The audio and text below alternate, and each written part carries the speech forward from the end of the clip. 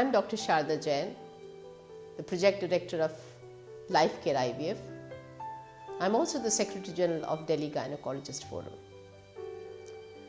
Today, I am going to give you 10 tips about the embryo transfer. The ultimate objective of any ART program is birth of the healthy baby. And the success of the IVF depends on many things. First, the etiology of the infertility, individualized controlled ovarian hyperstimulation protocol which we use in IVF, efficient oocyte retrieval of adequate number of mature cells, and a good embryology lab technique for high quality of embryos. Highly receptive endometrium we require, and a very skilled and absolutely atraumatic embryo transfer. We require an adequate luteal support and a great antenatal management of such cases.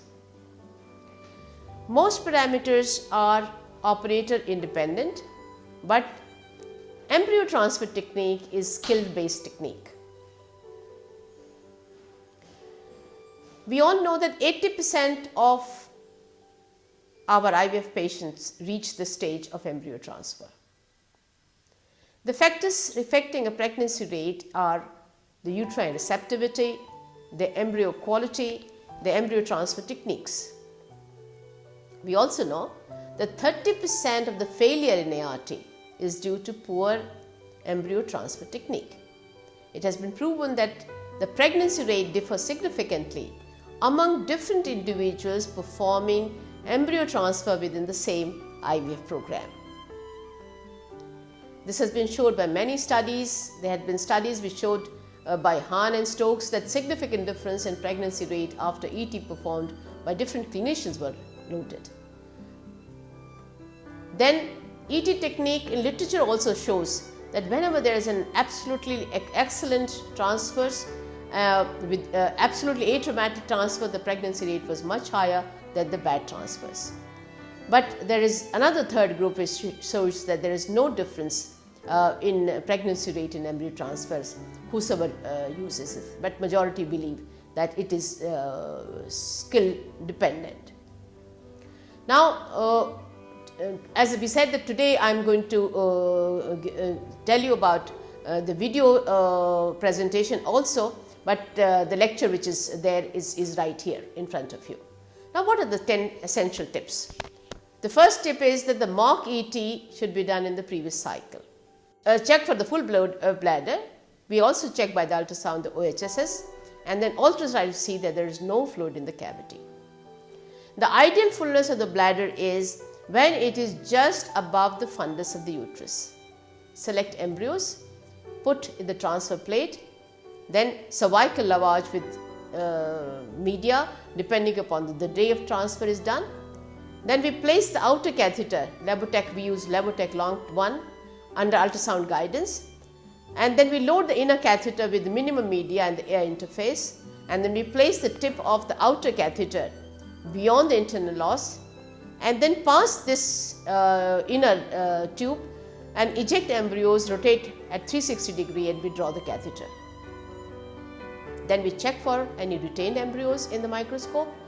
Blood on the catheter tip indicates that the transfer has been bad and there is a poor pregnancy outcome in such patients. And as a policy matter, we hold the cervix with LSS gently and use Sims speculum. Now, why mock ET or a trial transfer is important? It is seen that we can come to know the uterine cavity, its depth and its direction. We can also come to know beforehand, is there any evidence of cervical stenosis, is there any evidence of cervical polyp, submucosal cervical fibroid, and in our IVF program, it is a routine practice that we do it in a prior to IVF cycle. Now, the RCTs have been there in literature which shows that in case if the no transfer had been done before, the success rate in that particular IVF center had been, the pregnancy rate was 33%, but when a mock transfer had been done earlier, the success rate in such program had been almost doubled. Now, the problem cervix and the timing of the cervical dilatation. like if we find a cervical stenosis and if we find acute angulation. In such cases, if you do a cervical dilatation 2 days prior to endometrial and embryo transfer, again we find the literature shows there had been no pregnancies.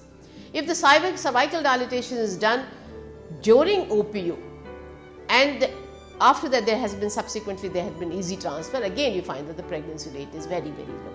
So the take home message is, if there is a short interval not long enough for the endometrium to recover from any trauma or bacterial contamination induced by dilatation, the result is no pregnancy. So it is not recommended in the same cycle. We should try to do it 3 weeks or 3 months prior to that. That will definitely bring good pregnancy rate. Now this again we reviewed the literature, and that again shows if the cervical dilatation had been done prior to initiating treatment in that treatment cycle, it was an easy transfer to improve the pregnancy rate. There was another study where the cervical dilatation had been done 3 weeks to 3 months before, and again in 32 out of 36 women had an easy transfer and they had a good pregnancy rate. Now, whenever there is a problem, cervix is there, one use a malleable stellate can be used to place the outer sheet first and to negotiate the internal loss, and this stellate is then removed and then the inner catheter is passed after that, and again we find that this particular technique works good. Then there is a transmyometrial transfer which is been sometime done in very desperate cases, and it is not recommended. Another thing is to improve a pregnancy rate is an embryo glue. We feel that it has a very questionable place, and more work is needed on this technique of embryo glue. Then removal of cervical mucus prior to the endometrial embryo transfer is beneficial or not. It is seen that if it is not done, it will cause damage to the embryos and improper embryo placement will be there. So the advantages are far more if you remove the cervical mucus. The embryos can stick to the cervical mucus around the catheter and can be dragged outside during the withdrawal of the catheter. And there was another study by Vihar which showed that there is a decrease in pregnancy rate from 20% to 3% when the embryos were retained. The cervical mucus also is a source of contamination of the endometrial cavity and the embryos. Again, we feel that whenever the culture was positive, the pregnancy rate was half, and when the cervical culture was negative, the pregnancy rate almost doubled. There are quite a few studies in this particular direction. So cervical mucus need to be aspirated, and we find in case whenever you do lavage of the cervix with the media, we find the pregnancy rate is almost double in our own practice. It's a routine practice with us. Now what should be the catheter type? We use ideal embryo transfer catheter should be soft enough to avoid any trauma to the endocervix or endometrium. It should malleable enough to find its way into the uterine cavity itself. We use Labotec long catheter, and what we do is we put outer catheter first. The placement is just done beyond internal loss. It normally negotiates under the ultrasound guidance without any bleeding trauma, and then the soft catheter is allowed to go loaded beyond this, and this minimizes the trauma to the endometrium to a large extent. Now, loading of the catheter and how much volume of the media to be used or air to be taken, it is seen that the fluid column of 30 microliter is used in a catheter attached to the 1 cc airtight syringe, and the embryos are loaded preferentially towards the tip of the embryo column and closest to the catheter, and this does very well. If the large volume is taken, then you find there is a chance of expulsion of the embryo remains, and we feel that it should be kept to very minimum. Now, avoid uterine contractions, and no technique should be used, and we feel that there should be minimum manipulation as far as possible we should be doing as far the cervix and the vagina is concerned. The tenaculum can cause oxytocin release. It can, whenever it passes the internal loss, prostaglandin release is there, and that's why we should try to use no touch techniques in such patients. Now, placement of catheter is how much should be the distance of the catheter from the fundus, and we find it should be 1.5 centimeter from the fundus, and in case if you do that, there is a good pregnancy rate. Now, whether it should be done under ultrasound guidance, again there are very few centers who are not doing an ultrasound without ultrasound guidance, but we feel that if you do it under ultrasound guidance, the catheter negotiates atraumatically its way through the cervix into the endometrium without instigating any bleeding or any contractions. Full bladder definitely gives advantage, that it straightens the cervical uterine axis and it improves the pregnancy rate. We feel there should not be any fluid in the endometrial cavity when you are doing an embryo transfer.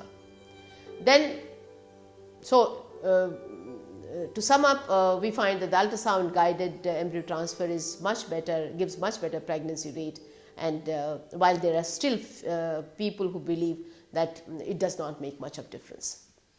So finally, as far as the practical tips of embryo transfers are concerned, we should use a syringe which is MEA tested, that is, it should not be an embryo toxic, and then we squeeze in a controlled fashion, not to pop the embryo with such a force that it is it is pushed into the fallopian tube. A degree of recoil of the embryo should be there. Withdrawing the catheter for 1 centimeter, injecting briskly, and maintain pressure on plunger to avoid retrograde flow of transfer media by capillary action is needed. The rest time is that when they can get up after the embryo transfer is, we feel that not more than 10 to 15 minutes are required. There had been a study which showed that if they get up an hour soon after the embryo transfer, there had been no movement of the embryo. Less than 1 centimeter had been seen in 4% of cases, and this shows that the prolonged rest after the embryo transfer is really not needed.